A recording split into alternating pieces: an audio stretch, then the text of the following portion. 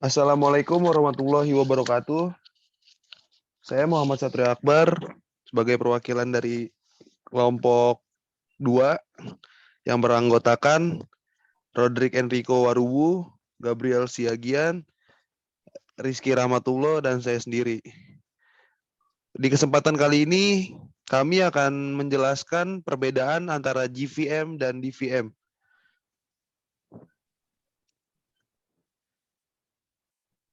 Next. Java Virtual Machine atau disingkat menjadi JVM adalah mesin yang menyediakan lingkungan runtime untuk menjalankan kode dalam aplikasi Java. Mesin ini mengubah bytecode Java menjadi bahasa mesin. JVM sendiri merupakan bagian dari Java Run Entertainment atau JRE. Dalam bahasa pemrograman lain, compiler menghasilkan kode mesin untuk sistem tertentu. Namun, compiler Java menghasilkan kode untuk mesin virtual, yaitu Java Virtual Machine atau JVM. Menurut InfoWord, JVM memiliki dua fungsi utama. Pertama, untuk memungkinkan program Java berjalan pada perangkat atau sistem operasi apapun. Fungsi ini dikenal sebagai prinsip WORA yang telah dijelaskan di atas. Kemudian yang kedua adalah untuk mengelola dan mengoptimalkan memori program. Ketika Java dirilis pada tahun 1995, semua program komputer ditulis ke sistem operasi tertentu dan memori program dikelola oleh software developer.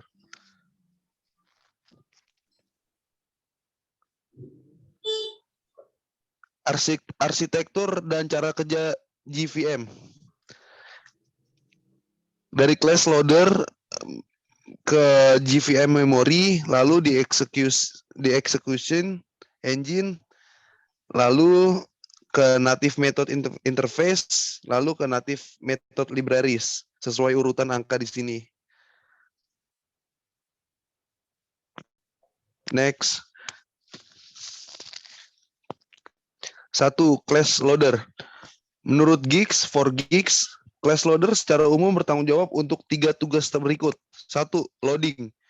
Class loader membaca file. Class menghasilkan data biner yang sesuai dengan penyimpanan di area metode. Untuk setiap file, class atau JVM menyimpan informasi berikut di area metode. Nama kelas yang dimuat sepenuhnya dan kelas induk langsungnya. Apakah file class terkait dengan class atau interface atau enum, modifier, variabel, informasi, metode, dan sebagainya. Setelah memuat file class, JVM membuat objek berjenis class untuk mewakili file ini di memori heap. Objek ini adalah tipe class yang telah ditentukan sebelumnya dalam paket Java Lang. Kedua, linking.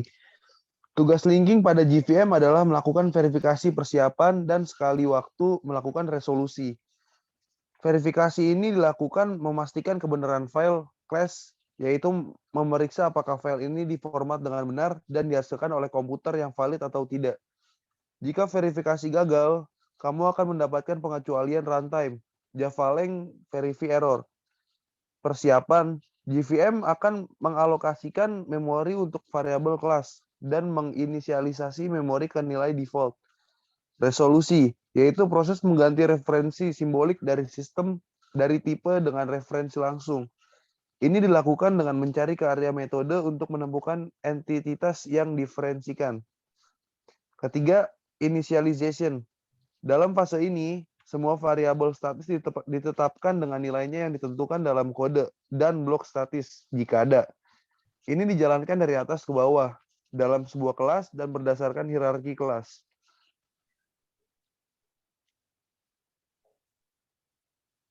Selanjutnya akan dijelaskan oleh Rodrik Enrico.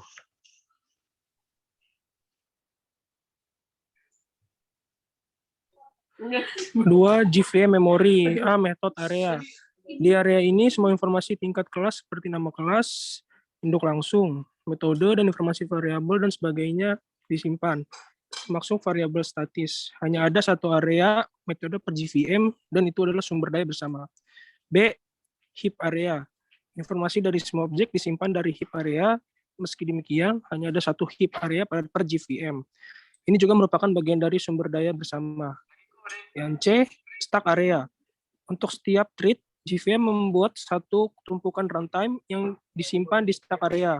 Setiap blok tumpukan ini disebut catatan aktivasi atau bingkai tumpukan yang menyimpan panggilan metode. Next. D. PC register. PC register menyimpan alamat instruksi eksekusi saat ini dari sebuah thread. Tentunya setiap utas memiliki PC register terpisah. E. Negative method stacks. Native stacks dibuat untuk setiap thread. Stacks ini menyimpan informasi mengenai native method. Next. Selanjutnya akan dijelaskan oleh Bang Gabriel. Selanjutnya, nomor yang ketiga, execution engine. Execution engine menjalankan class bytecode. Mesin ini membaca bytecode baris dengan baris demi baris, menggunakan data dan informasi yang ada di berbagai area memori dan menjalankan instruksi. Ini dapat diklasifikasikan dalam 3 bagian. Interpreter, just in time compiler, get byte collector. Yang keempat, Java Native Interface atau JNI. JNI adalah antarmuka yang berinteraksi dengan native method libraries dan menyediakan perpustakaan asli C dan C++ yang diperlukan untuk eksekusi. Ini memungkinkan JVM memanggil library C atau C++ dan dipanggil oleh library C atau C++ yang mungkin khusus untuk perangkat keras. Selanjutnya yaitu DVM, Dalvik Virtual Machine. DVM adalah implementasi Java ala Google yang seperti telah dikemukakan sebelumnya, dioptimalkan untuk perangkat mobile. Semua kode yang dituliskan untuk Android ditulis dalam bahasa Java dan berjalan menggunakan VM.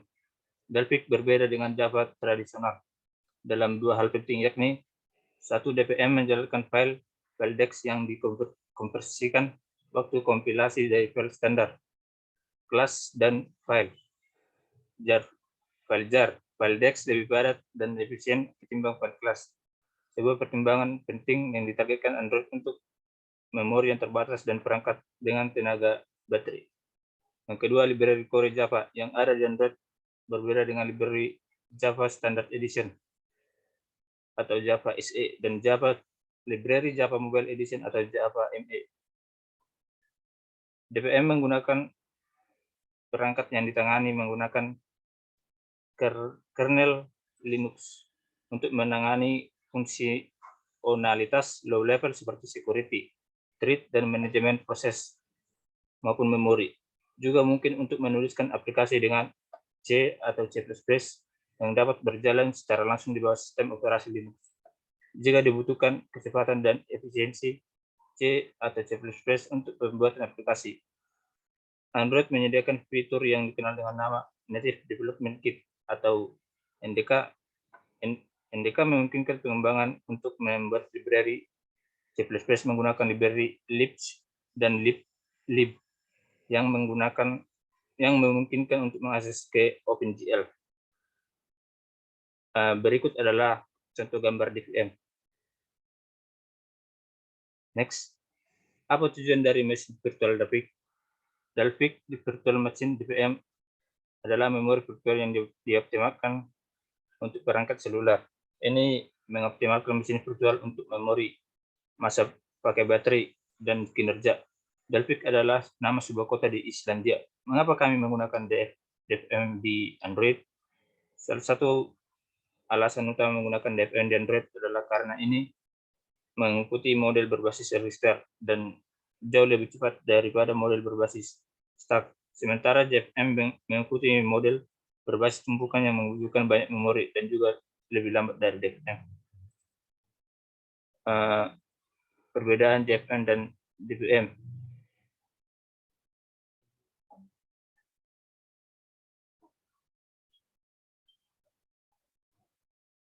Perbedaan JVM dan DVM. Fitur JVM ini memiliki arsitektur tumpukan. Tumpukan digunakan sebagai struktur data di mana metode ditempatkan dan disimpan. Ia bekerja dengan skema LIFO atau Latch in First Out atau Latch in First Out. hanya dapat menjalankan file kelas menggunakan compiler JET. Fitur DFM menggunakan arsitektur berbasis register, struktur data, tempat metode ditempatkan didasarkan pada register prosesor karena tidak adanya operasi POP dan push instruksi di mesin virtual terdaftar di jalan lebih cepat daripada instruksi serupa di mesin virtual bertumpuk. Menjalankan bytecode format asli Android DexShare, kita akan membicarakannya di bawah.